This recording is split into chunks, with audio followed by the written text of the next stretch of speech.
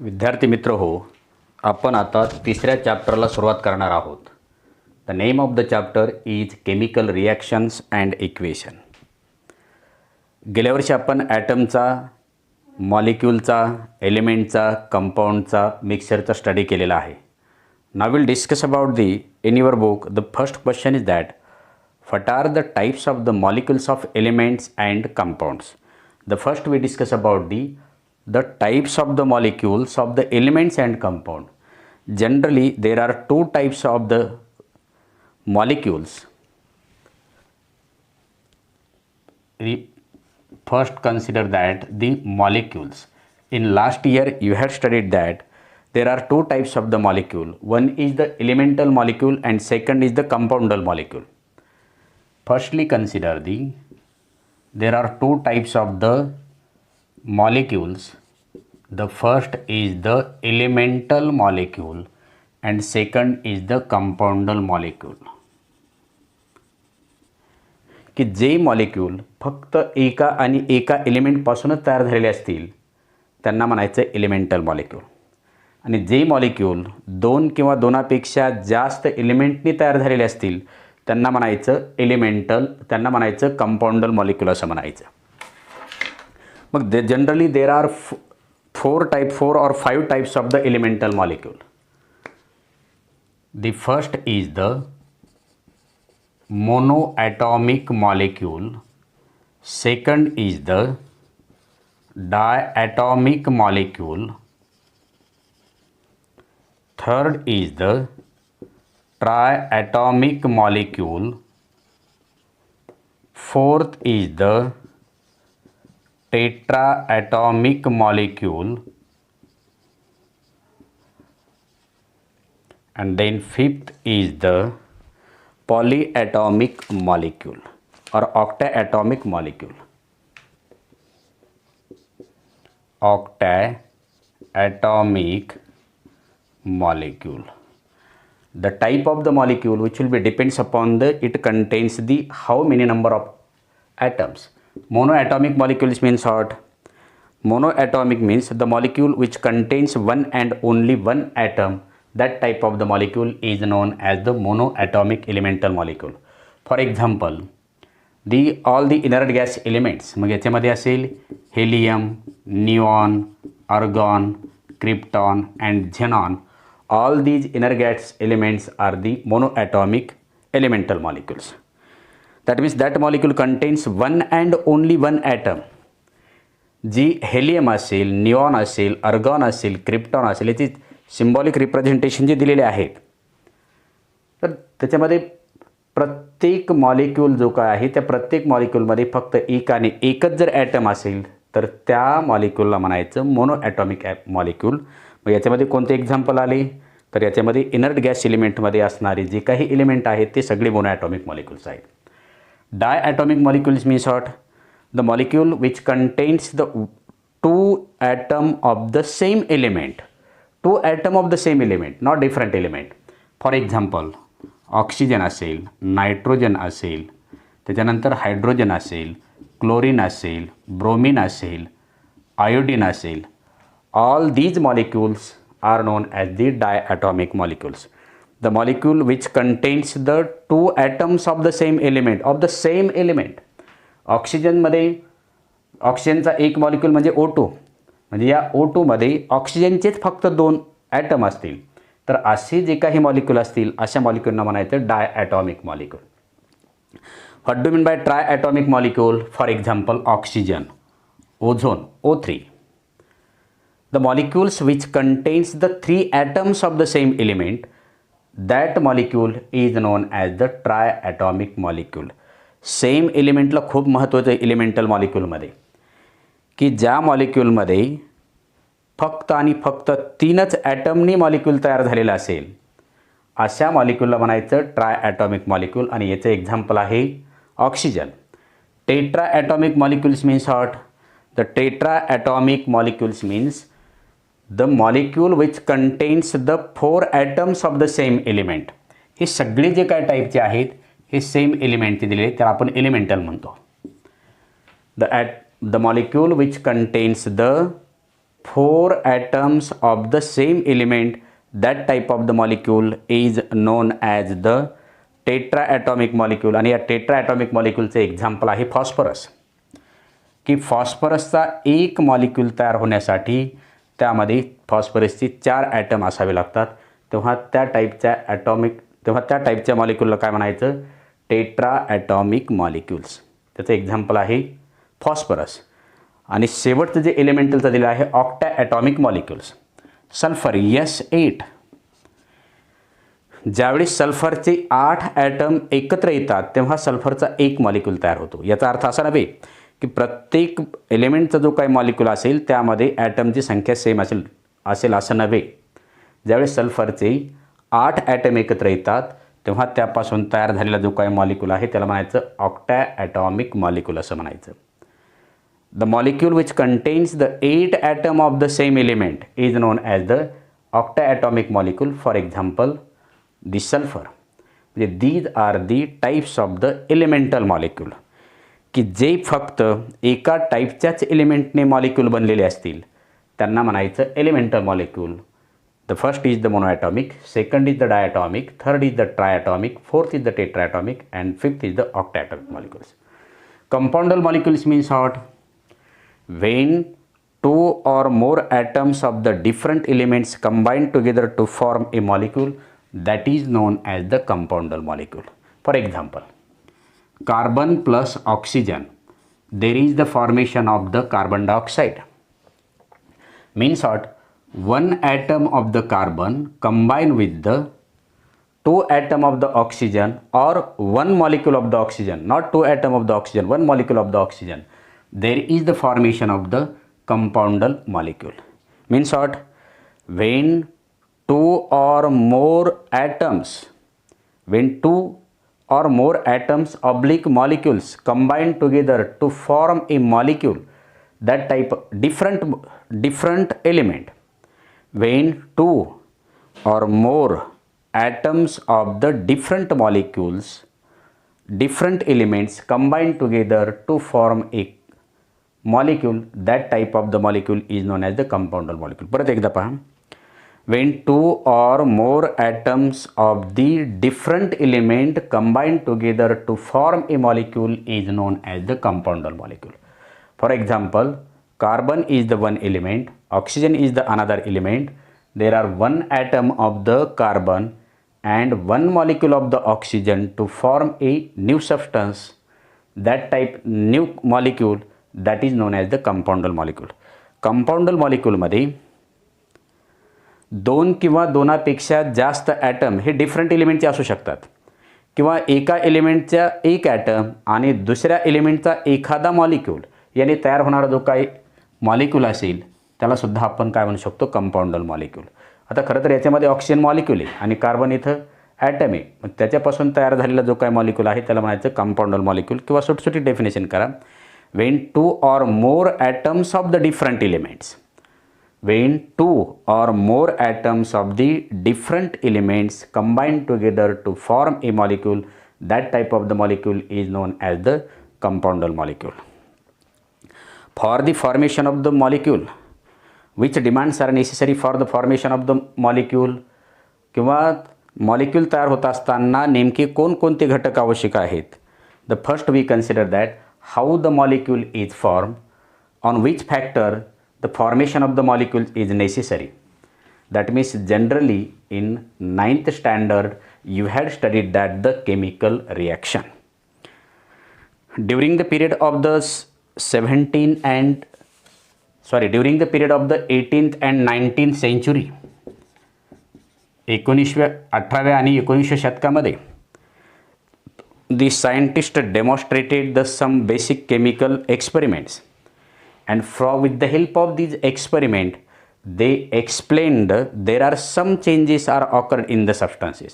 जेव्हा 18व्या आणि 19व्या शतकामध्ये शास्त्रज्ञांनी एका बेसिक एक्सपेरिमेंट केले गेले आणि त्या बेसिक एक्सपेरिमेंटच्या कन्क्लुजनवरून त्यांनी ठरवलं की जर एखाद्या प्रोसेसमध्ये the chemical reaction in which there is change in the composition.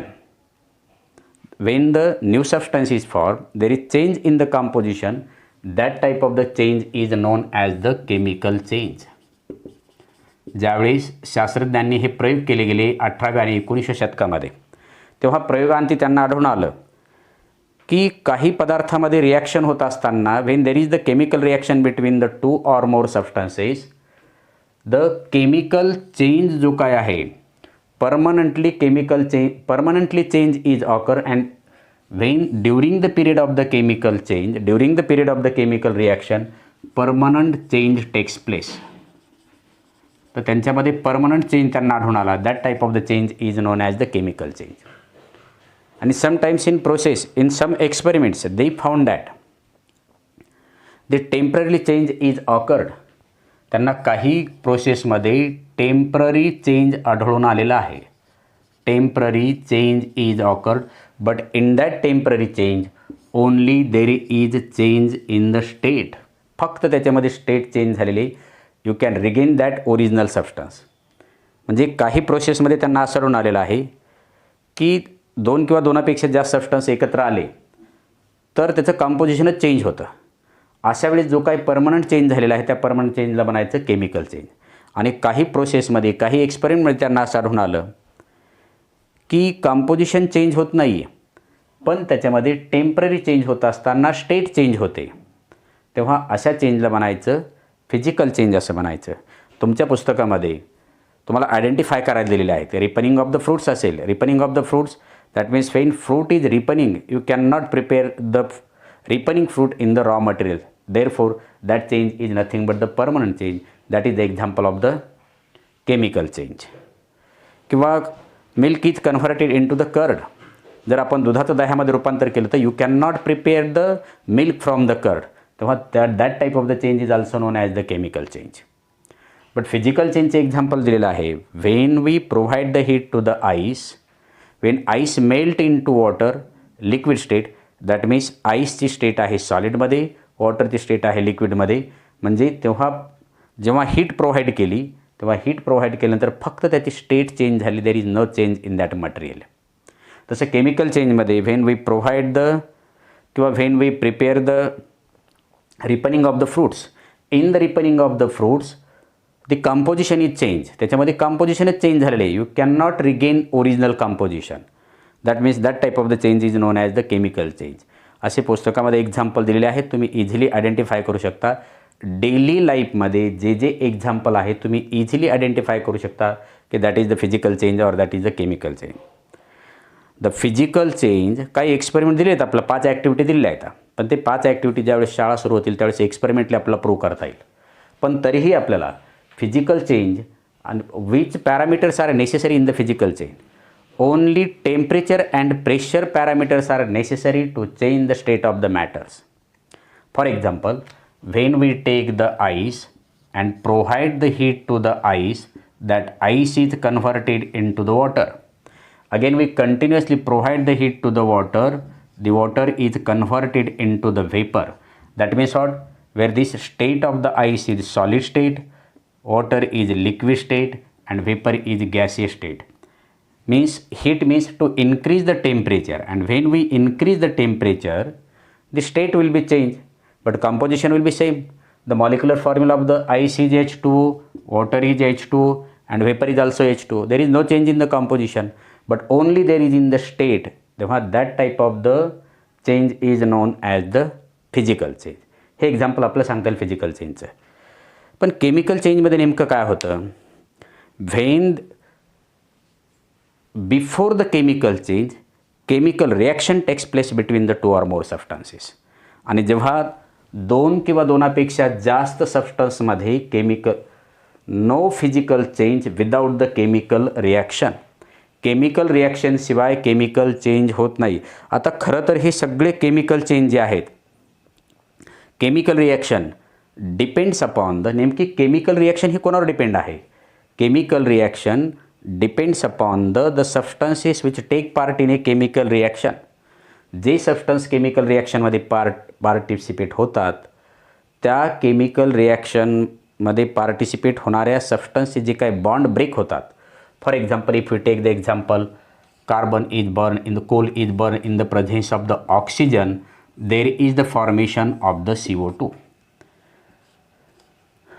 The composition in the chemical reaction, when carbon is burned, when the coal is burned in the presence of the oxygen, there is the formation of the carbon dioxide. You cannot prepare the coal from the carbon dioxide reversely.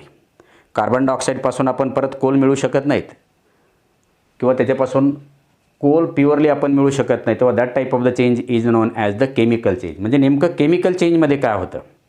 Chemical चेंजमध्ये the chemicals किंवा the substances which take part in the chemical reaction is known as the reactants. हे अगोदर लक्षात ठेवा.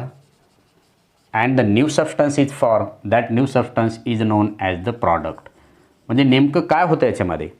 If the chemical reaction takes place between the carbon and oxygen, there is the breaking bond between the carbon and oxygen. जेव्हा carbon आणि ऑक्सिजनमध्ये reaction होते तेव्हा त्यांच्यामधले bond break होतात. आता इथं कार्बनच्या बाबतीत नाही सांगता येणार, पण ऑक्सिजनचे 2 ॲटम जे आहेत त्या 2 ॲटममध्ये असणारे जे काही बॉन्ड आहेत ते बॉन्ड ब्रेक होतात and new substance is form by the formation of the new bond. जेव्हा या कार्बन आणि ऑक्सिजनची रिॲक्शन होत असताना त्यांच्यामधले बॉन्ड ब्रेक होऊन न्यू सबस्टन्स तयार होतो, पण हा न्यू सबस्टन्स तयार होत असताना त्यांच्यामध्येही नवीन प्रकारचे बॉन्ड तयार होतात. नवीन प्रकारचे बॉन्ड तयार होतात तेव्हा that type of the reaction is known as the chemical reaction.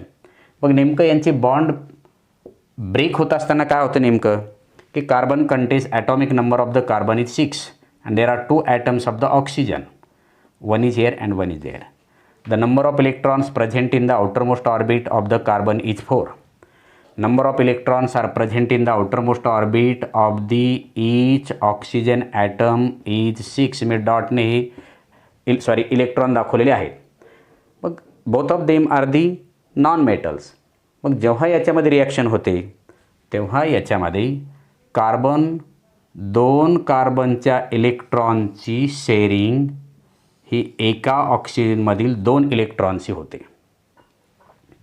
1 2 3 4 5 6 7 1 2 3 4 5 6 7 8. तसंच याच्यामध्ये सुद्धा हे अशी रिॲक्शन होते.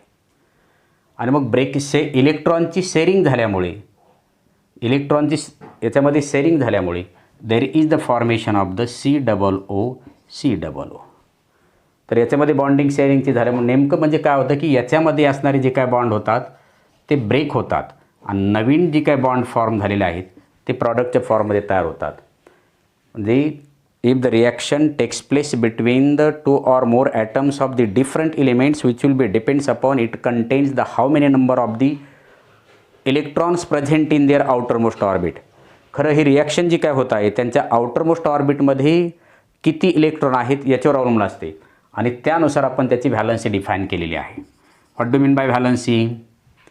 The chemical reaction in which की ज्या केमिकल रिॲक्शनमध्ये the atom can lose the number of electrons, atom can share the number of electrons और atom can gain the number of electrons, that quantity is known as the valency.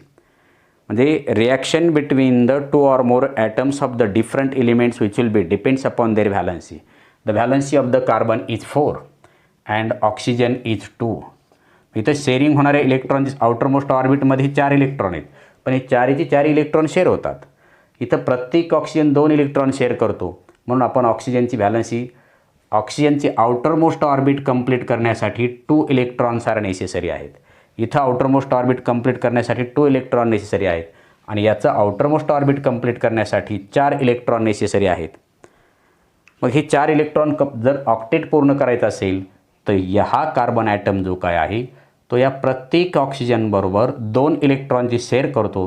म्हणजे 1 2 3 4 5 आणि 6 आणि इथं 7 आणि 8 म्हणजे कार्बनच्या आउटरमोस्ट ऑर्बिटमध्ये 8 इलेक्ट्रॉन झाले.